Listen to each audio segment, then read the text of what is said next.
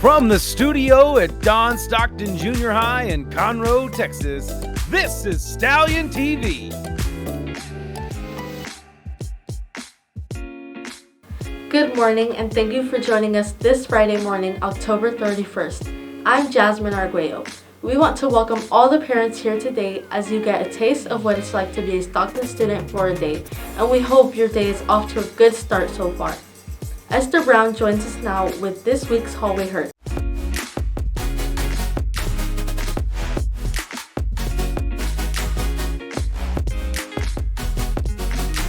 Good morning, Jasmine. In today's Hallway Herd, we hit the halls to ask you some questions about your parents. Here's what you had to say. If you were to swap places with your parents, what would be the first thing you would do? If I was to swap with my mom, who is a therapist, I would first try to get me an appointment.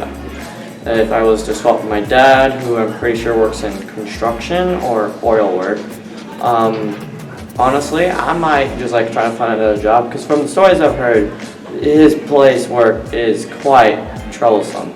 I think I would try to drive a car for the first time and dress like them. With my mom, I'll probably get another job because I hate her job. So, let's do it. I would make some money.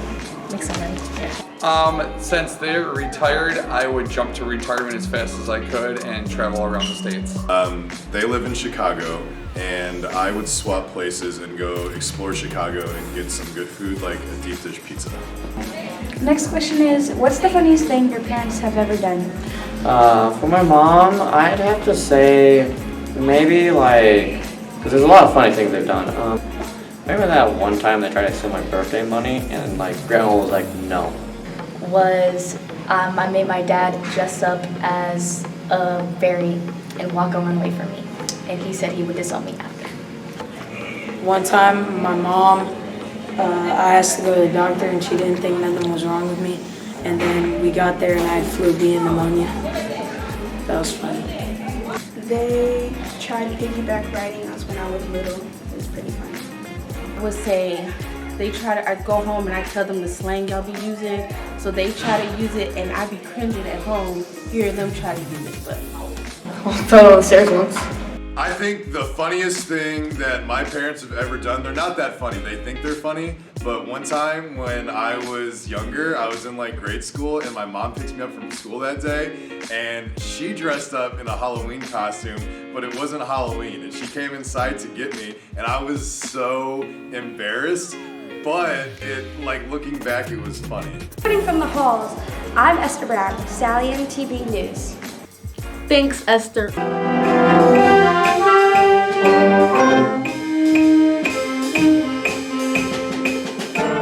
Rocking it. That's what our band students do every time they play, and this past weekend was no different. Our Stockton band students competed against several junior high schools across Montgomery County, and several were selected for Region Band. Here's a look at those students. When you see them around campus, be sure to congratulate them. We've got a special story to share today about one of our very own stallions. Recently, one of our students and his family caught the attention of the local media, and their story was featured on KTRK Channel 13 ABC News in Houston. It's always exciting to see members of our school community making a positive impact and representing Conroe in such a big way. Here's a look at their inspiring feature. Hi, my name is Rogelio Vasquez. My name is Liliana Vasquez. And we are Mariachi Tesoro Vasquez.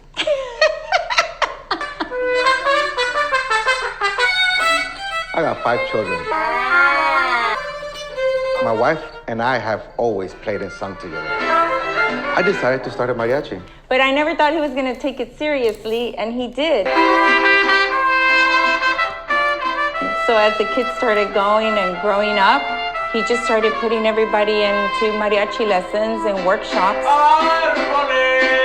More or less, everybody started around 12 years old to join the group.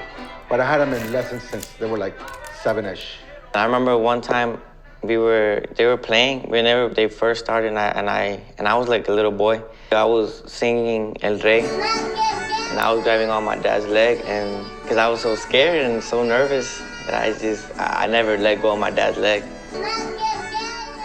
When I was 9 or 10, I joined the mariachi group with my dad. I like it because I mean, like, I like music. I feel like I would be doing it whenever I'm older.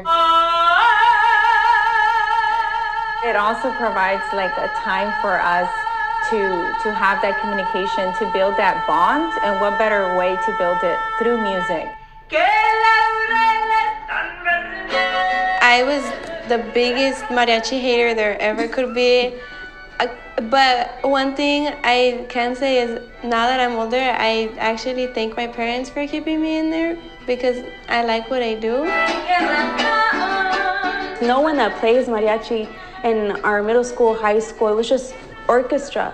But seeing that we are making a difference every day by playing mariachi music, that's what makes it very special to me and for everyone else.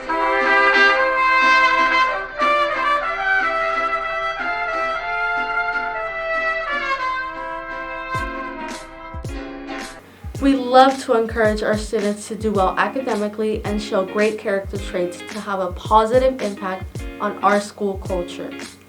And you still have today to demonstrate this month's trait. Mrs. Ruiz joins us now with more. Good morning, Stallions. It's Ms. Ruiz with this month's Guideline for Success. This month, we are focusing on being supportive. And what does that mean? That's being kind, helpful, or encouraging to others when they need it. So you may be wondering, how can I do this at school? Some examples are helping a classmate with homework. If you see somebody struggling with an assignment, a supportive student offers to explain or give a little extra help to make sure their friend understands. You can be encouraging to others during sports or gym class. So if somebody's nervous about a game or activity, a supportive student will cheer them on and help them feel confident. You can comfort a friend who's upset. So if someone's having a bad day or feeling down, a supportive student listens and offers kind words to help make them feel better. Share positive feedback. So if somebody's presenting a project or doing something brave in class, give that encouraging feedback instead of criticizing or being negative. And lastly, you can always stand up for others. If someone is being teased or left out, a supportive student steps in to show kindness and help include them. So remember, students, for this month, we're focusing on being supportive stallions. Thanks, Mrs. Ruiz. And straight ahead, we'll see how our first fall sports wrapped up the season and info on Red Ribbon Week. Stay with us. Hey everyone, Fellowship of Christian Students will be taking donations for the service project starting this week until November 19th. We will be collecting school supplies and personal items such as toothbrushes, combs, washcloths, socks, and more. On November 19th, FCS will be doing a packing party where we will pack all these items into shoe boxes and prepare them to be shipped all over the world for children this Christmas. Please bring your items to Miss Van Gorp's room 2102. Welcome back. Red Ribbon Week is to encourage students to live drug-free lives, thanks to our student council who came up with dress-up days to help spread awareness. Take a listen to this important drug prevention video on behalf of our counseling department. Today we're talking about facts related to fentanyl. This session will provide you with key information and skills needed to keep yourself and your peers safe from fentanyl. Our topic today is fentanyl, which is a deadly synthetic or man-made opioid drug used for pain relief that is so strong that just 2 milligrams, or the amount similar to a few grains of salt, is enough to kill you. Fentanyl is highly addictive. Addiction is a brain disease that rewires your brain to need a substance to feel okay. How many 8th to 12th graders actually use drugs? Only 2.8% of 8th to 12th graders used an illicit drug in the last 30 days. The vast majority of students this age don't use drugs, but it's a big mistake to use fentanyl even once because it's addictive and deadly. You cannot tell if fentanyl is an illegal drug, which is why it's so dangerous. In 2023, DEA testing found a deadly dose of fentanyl in 7 out of 10 counterfeit pills. In many cases, the person who supplied the pill did not realize that it was fake or that it contained fentanyl.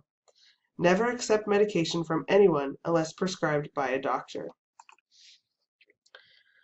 Overdose happens when someone takes a toxic, life-threatening dose of a drug. Although small, teen overdose deaths nearly tripled from 2019 to 2021 and are still rising. Fentanyl caused 84% of teen overdose deaths, and fentanyl-containing counterfeit pills that look identical to the real prescription were the cause of 1 in 4 of those overdose deaths. Fentanyl has been found in other drugs too, like MDMA, Molly, cocaine, and methamphetamine. Fentanyl is so strong, 50 times stronger than heroin, that overdose can happen within seconds or minutes after taking it. Signs of a fentanyl overdose include cold, clammy skin, blue skin, especially on the lips and fingertips, small pinpoint pupils, falling asleep or passing out, slowed breathing, weak breathing or no breathing, choking or gurgling sounds, and a limp body. If you see any of these warning signs, please act immediately. It is life-threatening. Act fast to save a life. If you suspect an overdose, call 911 immediately. Most states have laws that protect people who call for help from legal trouble. While you wait for paramedics, stay with the person and try to wake them up or keep them awake. If they are passed out, turn them on their side so if they vomit, they don't choke. If you have it, administer naloxone or Narcan. In 2 out of 3 fentanyl overdose deaths, there were other people around, but no one responded or called 911. Fentanyl caused 200 deaths every day in 2022. Naloxone Narcan, what is it? It is a medication that can block opioid drugs and restore breathing. Tell students that you can get naloxone Narcan at most pharmacies without a prescription, and some schools stock it. Talk to your parents about Narcan. To use it, you insert the nozzle into your nostril, press the plunger firmly with your thumb, repeat into the other nostril after 2 to 3 minutes if it does not work. If you or someone you know is struggling with addiction, you can reach out to a school nurse, your doctor, or the counselor for help. You can also call the free SAMHSA addiction hotline at 1-800-662-HELP and find local help by putting your zip code into findtreatment.gov. Thank you for paying attention today. You now have the tools and information that you need to keep yourself and your friends safe from fentanyl. Football and volleyball wrapped up their season this week. In football, our Stockton 7th grade Silver went down to the creek to play Moorhead Junior High. It was a lot tougher test, but our Stallions showed resilience and that Stallion pride. They were able to leave with a tough win, 8-6. Players of the game, Nicholas Wilson, Benjamin Hammond, and the entire offensive line. They finished the season 6-3. Way to go.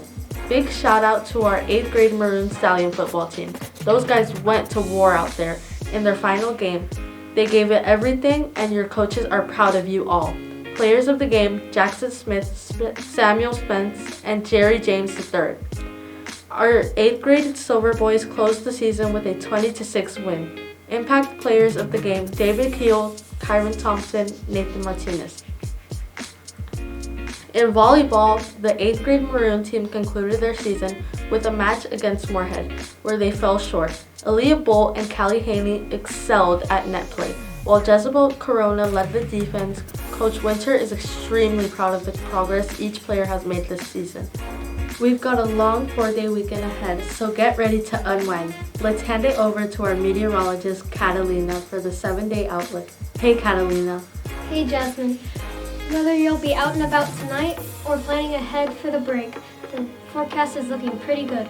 Here's the vibe for the next week in Conroe. We'll kick off Friday with sunshine and a dry, comfortable evening. If you celebrate Halloween, perfect for trick-or-treating. Saturday might bring a few more clouds and a chance of a light shower in the afternoon, so you might want to plan your festivities earlier. Then we're back to mostly sunny skies through the rest of the break. With students not returning until Wednesday, you've got a full 4-day weekend ahead. Enjoy one last burst of pleasant temperatures before things warm up again toward midweek. That's your 7-day forecast. I'm Catalina Henderson-Menchaca. Thanks, Catalina, and thank you for watching. Enjoy your 4-day weekend. There is no school Monday or Tuesday. Parents, thank you for being here. Be sure to subscribe to our YouTube channel to catch our weekly newscast. That's all for today. Remember, we don't do easy, we do excellence.